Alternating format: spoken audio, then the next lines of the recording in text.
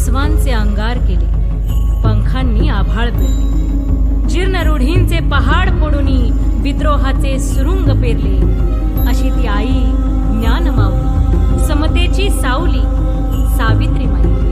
होय, तीच सावित्री जिला ज्योतिबा प्रेमानं साऊ म्हणायचे. ती सावित्री, तीच साऊ दीपस्तंभाप्रमाणे आजही आम्हाला प्रकाशमान करते, आजही आम्हाला प्रकाशमान करते.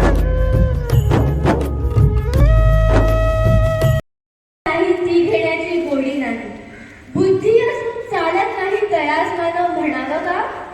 ओळखलत का? म्या सावित्री, सावित्री ज्योतिराव फुले, सातारा जिल्ह्यातील खंडाळा तालुक्यातील नायगावच्या नेवसे पाटलांची मी कन्या. अवघ्या 9व्या वर्षी ज्योतिराव फुले नावाच्या माणसाशी माझं लग्न झालं. आणि हळूहळू मला कळायला लागलं की ज्या माणसाशी माझं लग्न झालंय ना, तो साधा सुद्धा माणूस नाही, तर जगाला ऊर्जा देणारा एक क्रांती सूर्यच आहे.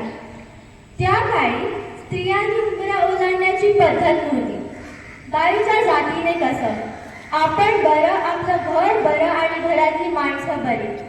स्त्री पुरुष उच्च नीच असा लय भेदभाव होता.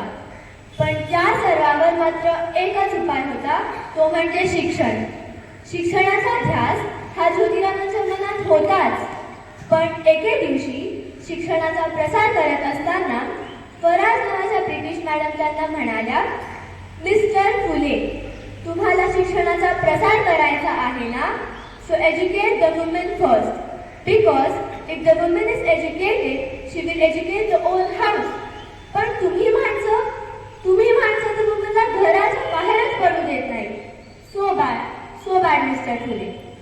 झालं, ते आले माझ्याकडे पाटील पेन्सिल घेऊनच आणि मला म्हणाले, सावित्री, आजपासून तुला म्या शिकवणार. झाला माझा अभ्यास सुरू.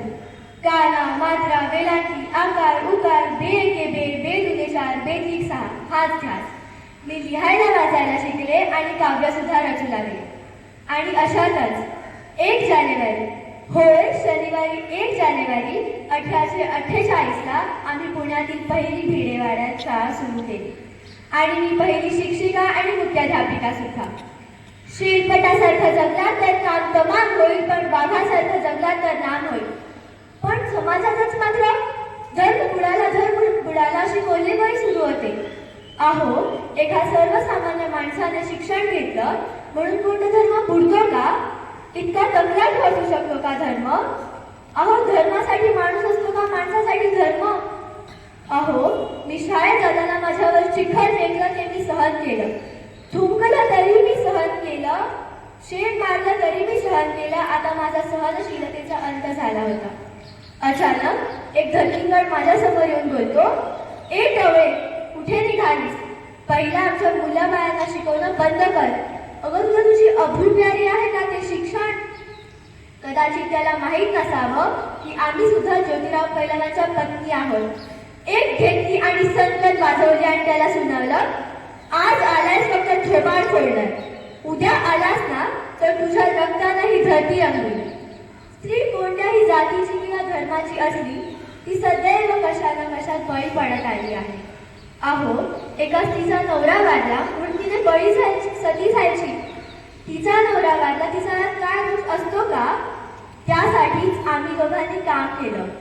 त्यानंतर इंग्रज सरकारांनी सती प्रथा बंद सुरू केली.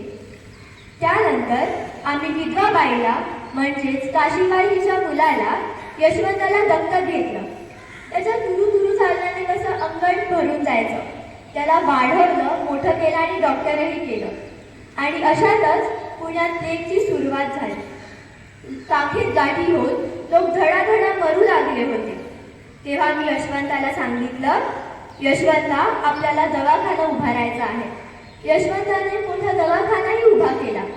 आम्ही सर्व रुग्णांचा उपचार करतच होतो, पण प्लेग हा संसर्गजन्य होता आणि कधी ना कधी तो मलाही होणारच होता. पण आम्ही मुळीच जगलो ते समाजासाठीच ना. मग जर या समाजासाठी जर मरण पत्करावं लागलं तर मरणाचं स्वागतच आहे. मी सावित्रीची सावित्रीबाई झाली, सावित्रीबाईची मी सावित्री माई झाली आणि बघता बघता आमच्या म्हणूनच म्हणते, विद्याविना मती गेली, मती विना गती गेली, विद्या विना गती गेली, मती विना नीती गेली, नीती विना गती गेली, गती विना शुद्ध हरपली. एवढा अनर्थ एका विद्येने केला, घडला. म्हणूनच म्हणते, मुलींना शिकवा, मुलींना वाचवा आणि या देशाची आणि समाजाची साक्षरता वाढवा. कारण जर उद्या एक मुलगा शिकला ना तर तो एकटाच हुशार होतो, पण जर उद्या एक मुलगी शिकली ना तर ती संबंध कुटुंबाला हुशार करते. धन्यवाद.